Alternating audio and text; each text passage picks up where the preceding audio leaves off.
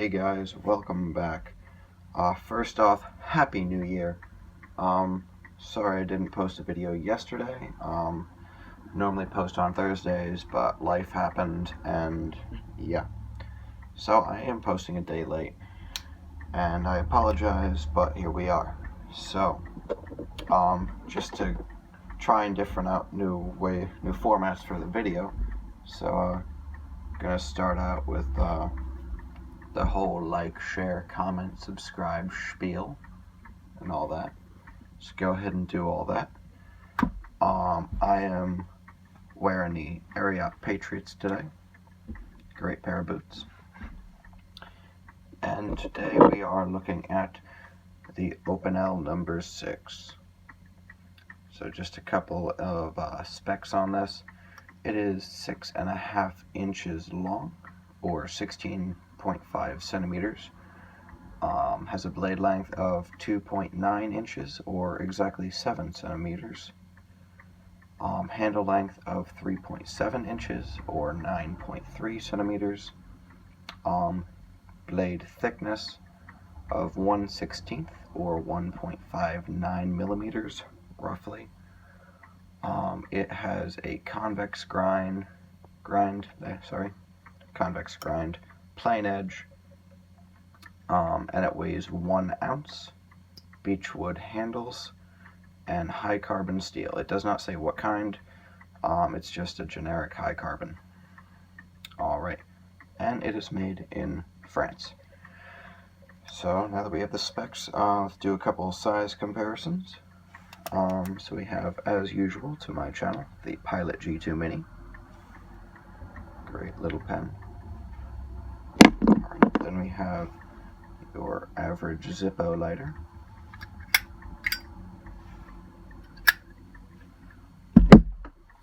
Another usual, the CRKT Squid. Right there. And then probably the most relevant to this review is the Victorinox Tinker. Very similar in size. As you can see, the Opinel is a little longer, but the reason I say this is the most relevant is because this is a slip joint, and the Opinel technically isn't. I mean, it's a slip joint, but it does not have the back spring, but it does actually lock. So I guess it's more of a locking friction folder, I guess you could say, because it does have quite a bit of friction here, and that is what keeps it closed. Alright, so moving on to the actual review. Just get my notes here. Alright, so we have plenty of good and bad on this. We even have a couple of the okay category, which is you don't find that often in my reviews. But alright, so what is good about this knife? Like, what are the selling points? Alright, so your first selling point is this thing is just stupid thin. I mean, look, it is 1/16 of an inch thick, as I said before. Just look how thin that tip is right there. It is an incredibly slicey blade with that full flat / convex grind. It gets razor sharp, as you can see. It's right there. Let's see if we can get any curls.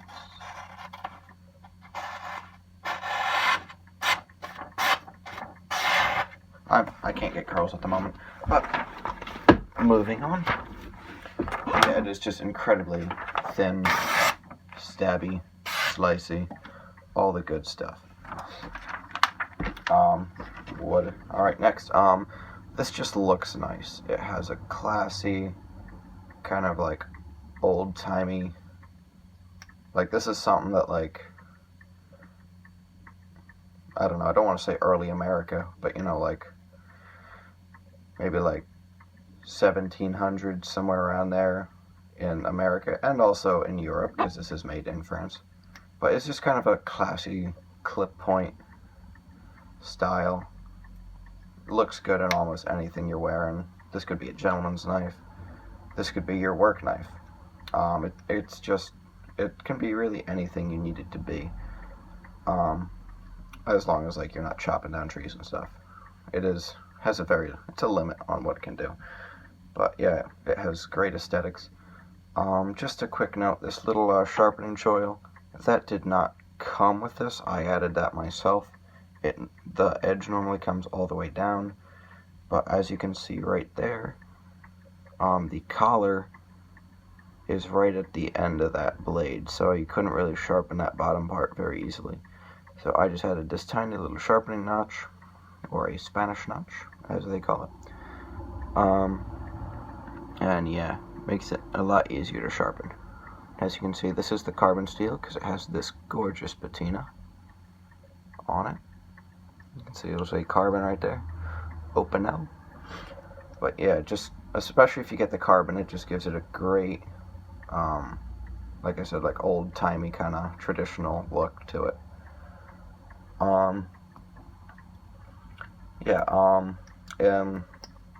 Sorry guys, kind of lost where I was, but yeah, great aesthetics on this.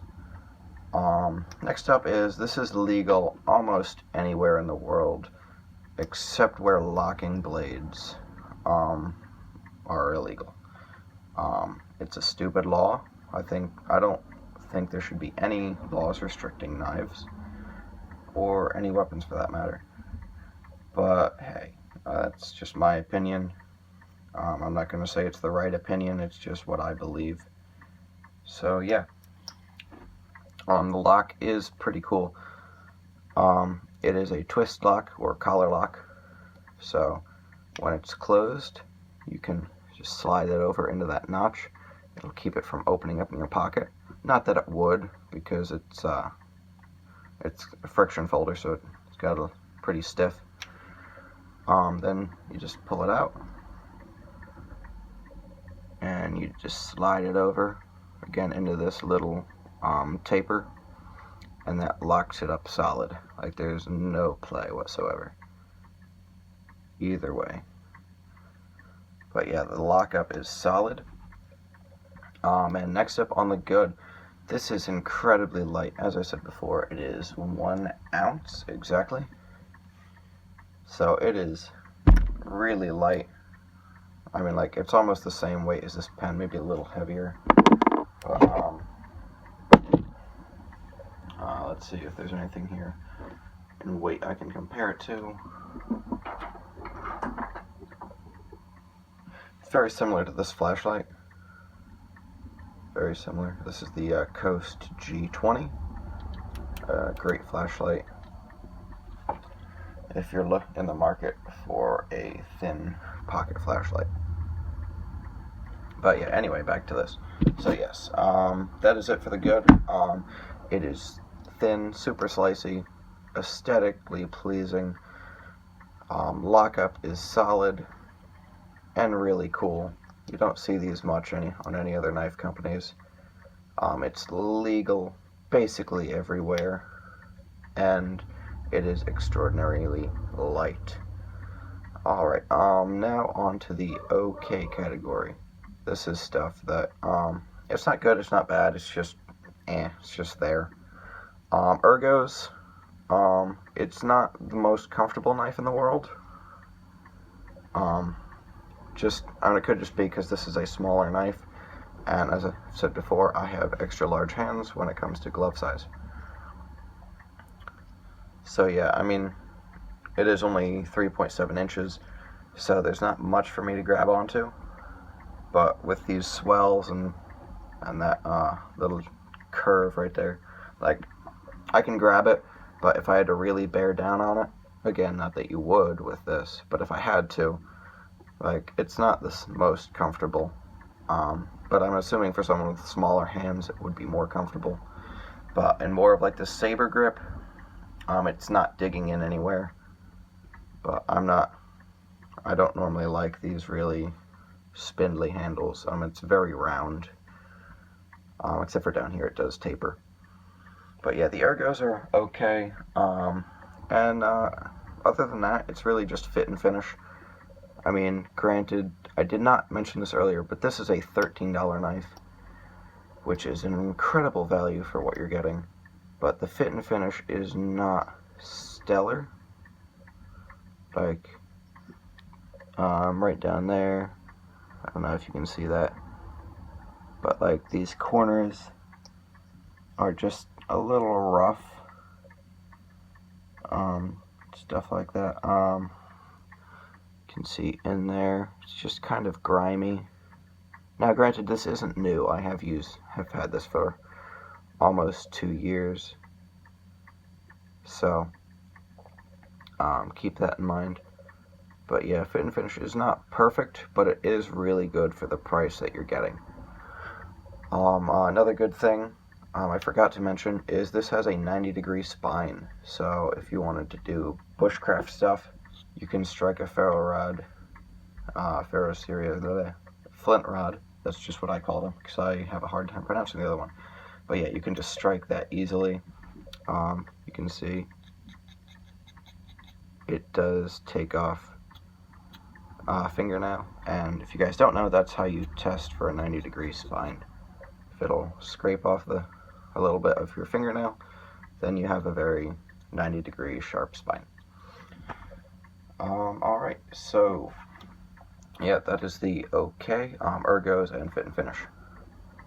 Up next to the bad, it is a two-hand opening knife. So, I know in some countries you're not allowed to have one-hand opening knives. I don't know what those are at the moment. But again, stupid law, but that's just what you have to go by. So yeah, if you live there, it's great.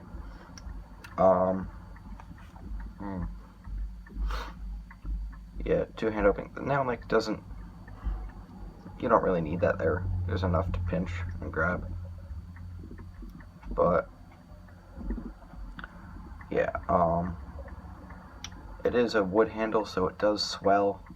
If it gets wet at all, it'll swell up and it'll be really hard to get out. So I would not recommend oiling this at all, because that'll swell up and it'll be incredibly stiff. It is a wood handle, as I said before, so you get all the wood problems. As I said, it can swell, it'll crack if it gets too wet. Good side of that is it probably will float with how much wood there is and how little weight.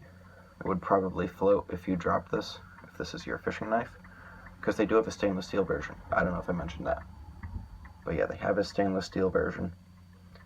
So if you want to use it fishing, you can. Opinel actually makes fillet knives and stuff. I want to say they're actually folding fillet knives, which is pretty darn cool. But yeah, last one is there is no stop pin in this. So when you put it in, I believe it is touching the wood. So if you close it too hard, it actually can dull the edge, because this is very thin. But I haven't had too much of a problem with that. But it can happen. I don't know if you guys can see that, but right down there, yeah, you can see where that little line in there. That's where the edge is digging in. So as long as you keep that in mind, it's not a huge deal. But yeah, that's basically it. My thoughts on it: I think it is a absolutely great knife for the price. Again, this is $13 on Blade HQ. And around $13 to $15 on Amazon, and they make so many different sizes. They have a 8, a 4, I think they even have a 2. They have like every single size you can imagine. They have like a 13, which is crazy big. And yeah, it is just incredibly sharp. It's easy, it strops up nice with that high carbon steel. And yeah, it's an absolutely great knife. So go ahead and pick one up. I'm going to try and put a link in the description on Amazon or to Blade HQ. Maybe both. I've been having a hard time getting that to work. So it might be there. If not, it's just Opinel, Opinel, and the number 6. Or number 8, whatever. The 8 is bigger and the 4 is smaller, as you would imagine. And there are a couple other blade shapes. There's like a drop point, They even have like a pruning knife, which has like the hawk bill, which I'm actually really interested in. I might pick one of those up at some point. But yeah, so thank you guys for taking time out of your day to watch this, and I will catch you on the next one.